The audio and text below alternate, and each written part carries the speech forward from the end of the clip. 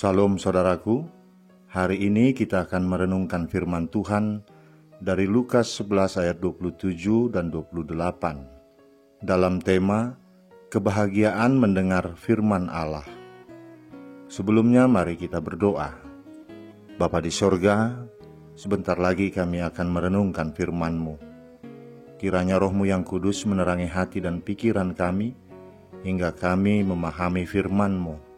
Dalam nama anak-Mu Tuhan Yesus Kristus kami berdoa. Amin.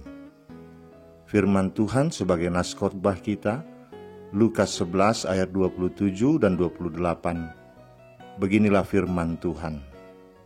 Ketika Yesus masih berbicara, berserulah seorang perempuan dari antara orang banyak dan berkata kepadanya, "Berbahagialah ibu yang telah mengandung engkau dan susu yang telah menyusui engkau."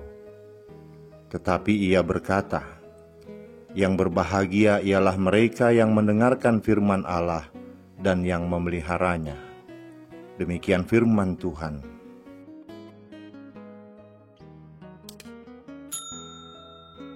Saudaraku, semua orang tanpa terkecuali pasti mendambakan kebahagiaan dalam hidupnya. Secara umum, Mazmur 144 ayat 12 sampai ayat 15 mengungkapkan standar kebahagiaan itu terdiri dari 3 faktor. Pertama, berkat dalam keluarga. Kedua, berkat dalam hal ekonomi, yaitu kehidupan yang berkecukupan. Ketiga, berkat dalam hal keamanan, yaitu pemeliharaan atau keterjaminan kelangsungan hidup. Ketiga hal itu memperlihatkan bahwa kebahagiaan hanya diukur atau dinilai dari sisi materi saja. Bagi keluarga, banyak anak, banyak rejeki. Itulah kebahagiaan. Bagi politikus, jabatan dan kuasa, itulah kebahagiaan. Bagi pebisnis, mendapat orderan yang banyak, itulah kebahagiaan. Bagi orang sakit, kesembuhan dan kesehatan, itulah kebahagiaan. Bagi selebritis, nama besar dan popularitas, itulah kebahagiaan. Semua orang punya cara pandang sendiri-sendiri tentang kebahagiaan. Seperti halnya apa yang dikatakan seorang perempuan kepada Tuhan Yesus dalam nas khotbah hari ini. Injil Lukas mencatat, suatu ketika Tuhan Yesus bertemu dengan orang yang sedang kerasukan setan, yang membuatnya tidak bisa bicara. Lalu tergeraklah hati Tuhan Yesus untuk menjamah orang itu dan mengusir roh jahat tersebut darinya. Mujizat pun terjadi, orang itu disembuhkan. Melihat kejadian itu, banyak orang yang menjadi takjub. Tetapi ada pula yang tidak suka dan semakin membenci Yesus, lalu mengatakan bahwa tindakan Tuhan Yesus itu dilakukan dengan kuasa Beelzebul atau penghulu setan. Tetapi ada seorang perempuan yang datang kepada Tuhan Yesus dengan berkata, "Berbahagialah ibu yang telah mengandung engkau dan susu yang telah menyusui engkau." Saudaraku, merupakan sebuah hal yang lazim bila seseorang menyaksikan perilaku orang lain dan mengaitkannya dengan orang tua orang itu. Misalnya, apabila ada seorang anak yang sangat nakal atau seorang anak yang sangat berprestasi, orang biasanya secara spontan akan berseru, "Anak siapa ini?" Jika pertanyaan itu muncul oleh karena kenakalan, artinya orang itu turut merasakan kesedihan ayah dan ibunya melihat perilaku si anak. Sebaliknya, jika pertanyaan itu muncul oleh karena kekaguman, artinya orang itu turut merasakan kebahagiaan ayah dan ibunya melihat prestasi si anak. Perempuan dalam nas khotbah ini menyerukan pujian yang dialamatkan kepada Tuhan Yesus dan ibunya. Seolah perempuan itu hendak mengatakan betapa bahagianya, betapa diberkati dan beruntungnya ibu yang memilikimu sebagai anak. Mengapa? Karena apa yang Tuhan Yesus lakukan dipandang sebagai sebuah pencapaian atau kesuksesan. Di usianya yang muda, ia mengajar, bahkan bisa menolak tegas tuduhan ahli Taurat dan orang Farisi, dan melakukan banyak mukjizat-mukjizat. Boleh jadi pujian dari perempuan itu merupakan pernyataan yang tulus dan keluar dari lubuk hatinya yang paling dalam. Suatu pujian yang menyiratkan kekagumannya terhadap pengajarannya yang sangat menyenangkan dan menghibur hatinya. Ia memuji Ibu Yesus sebagai ibu yang berbahagia. Baginya, prestasi Yesus tidak terlepas dari peranan keluarga, peranan seorang ibu. Perempuan itu menyanjung peranan Ibu Yesus, sehingga Yesus dapat tampil sebagai salah seorang guru yang dihormati pada masa itu. Karenanya, tidak mengherankan jika pada waktu Yesus masih berbicara, perempuan itu tiba-tiba berseru kepadanya, "Berbahagialah ibu yang telah mengandung engkau dan susu yang telah menyusui engkau." Namun respon Tuhan Yesus menghantam konsep kebahagiaan yang dipahami banyak orang pada umumnya. Kebahagiaan yang Tuhan Yesus ajarkan tidaklah didasarkan pada pencapaian materi atau segudang prestasi belaka. Disinilah makna didikan dan ajaran Tuhan Yesus, bahwa orang-orang yang dengan tulus hati dan segenap jiwa mendengarkan, menerima, memelihara dan melakukan firman dan perintahnya adalah orang-orang yang paling berbahagia. Dalam ayat 28 Tuhan Yesus mengatakan, "Yang berbahagia ialah mereka yang mendengarkan firman Allah dan yang memeliharanya." Secara duniawi, barangkali pernyataan Tuhan Yesus tersebut sangat mencengangkan perempuan yang berseru kepadanya itu, dan juga orang banyak yang sedang mendengarkan didikan dan ajarannya.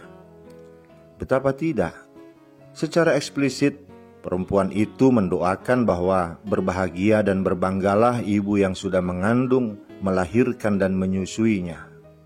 Namun Tuhan Yesus justru menyatakan bahwa yang berbahagia adalah orang yang mendengarkan dan memelihara firman Allah.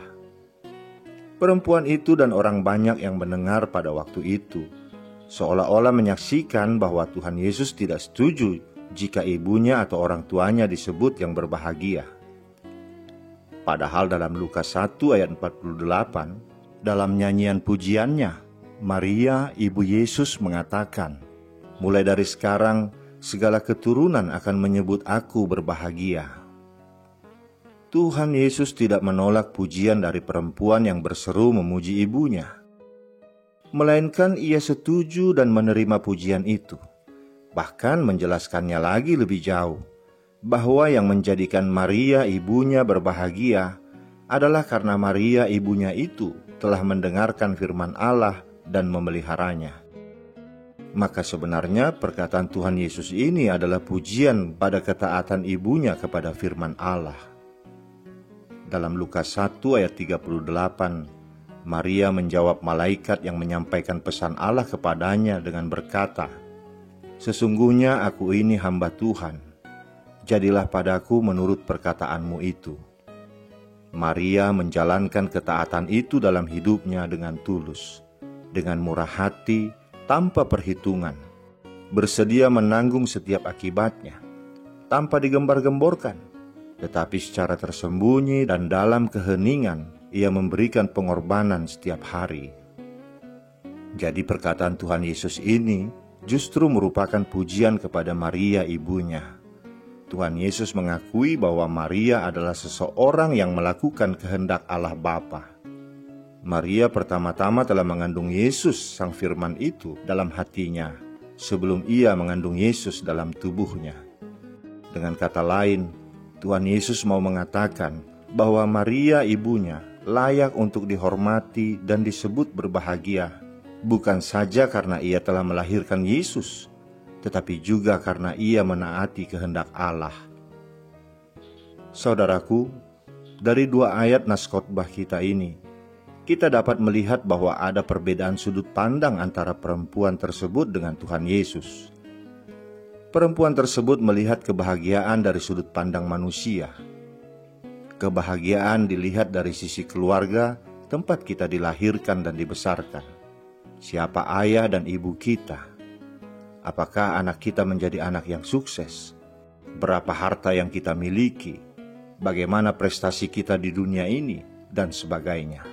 Dalam hal ini, perempuan tersebut melihat Maria, ibu Yesus, sebagai orang yang sukses, karena anaknya Yesus kini menjadi orang yang paling terkenal di Israel pada waktu itu. Bisa jadi perempuan itu membandingkan dirinya dengan Maria ibu Yesus dan dalam hatinya berkata, "Oh, alangkah berbahagianya aku, andai saja aku bisa seperti Maria yang memiliki anak sesukses Yesus." Akan tetapi Tuhan Yesus menjawab perkataan perempuan itu dari sudut pandang Allah. Tidak ada kebahagiaan yang lebih besar di dunia ini dibandingkan mereka yang tahu bahwa mereka telah mendapatkan keselamatan kekal. Bagaimana caranya? Ya, tentu saja dengan cara percaya kepada Tuhan Yesus. Bagaimana mereka bisa percaya kepada Yesus? Tidak ada jalan lain selain dengan membaca dan mendengar firman Allah dan memelihara firman itu, sehingga semakin bertumbuh dan berakar dalam hati, pikiran, dan hidup kita. Di sini kita melihat bahwa ukuran kebahagiaan dari sudut pandang dunia dan sudut pandang Allah itu sangat jauh berbeda.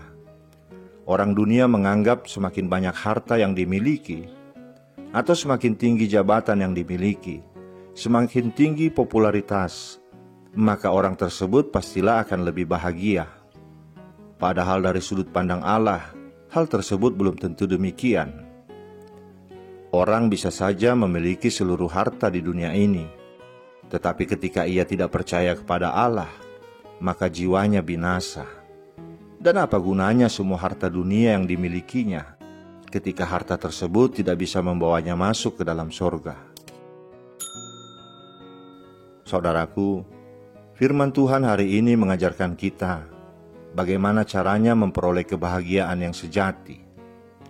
Tuhan Yesus dengan sangat jelas menyatakan bahwa kebahagiaan hidup seseorang tidak ditentukan oleh faktor materi dan segala hal yang ada di dunia ini, karena semuanya itu hanya bersifat semu dan mudah berubah, sehingga tidak mampu memberikan jaminan kebahagiaan yang sejati dalam hidup kita.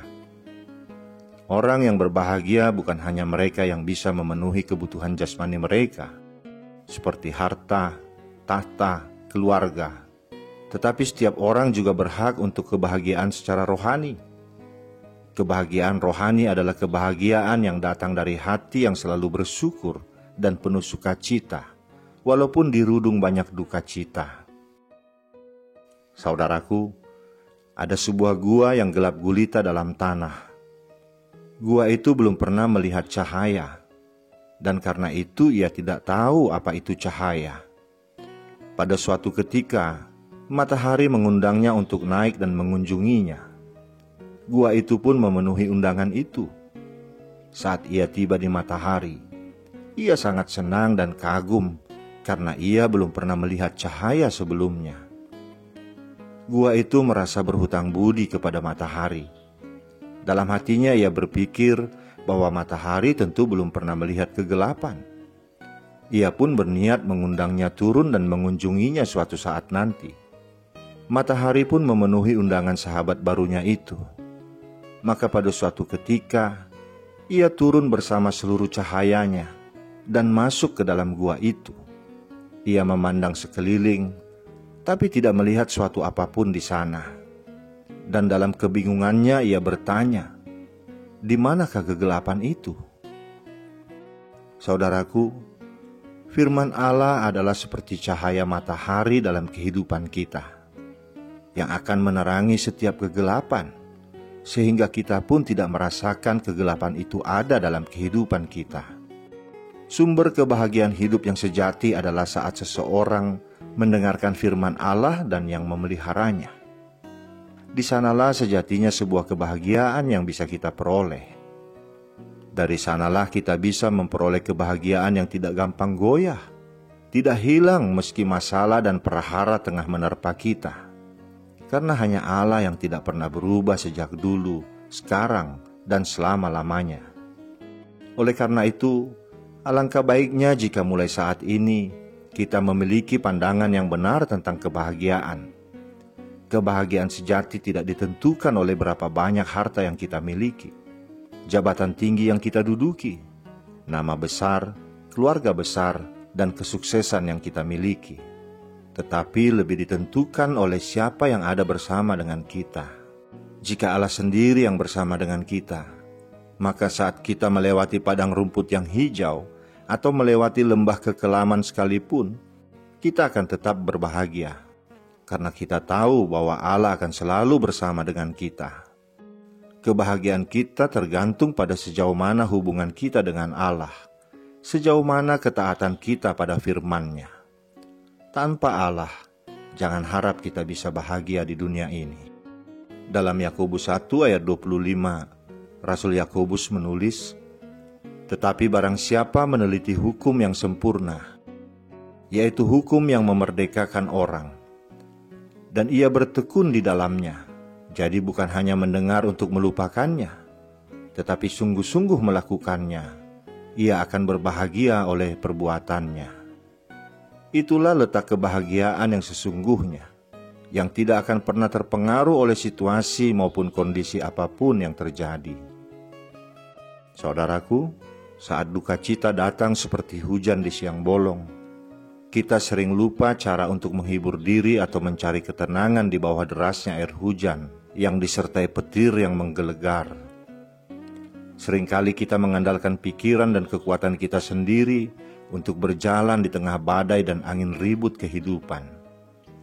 Kita merasa sanggup melewatinya sendiri, tanpa perlu topangan dan bantuan orang lain. Saat itulah kita terjatuh dan tidak tahu atau tidak mampu bangkit dari kedukaan yang dalam, padahal masih banyak pekerjaan yang harus diselesaikan, yang salah satunya adalah berpindah ke tempat yang lebih membuat bahagia. Saat duka itu datang, ingatkah kita akan kasih Allah yang terus hidup walaupun tertiup angin? Yang terus bersinar dan berjuang untuk menyelamatkan kita dari kehancuran? Tuhan Yesus mengajarkan kita untuk selalu mengandalkan firman Allah dalam segala perkara kehidupan.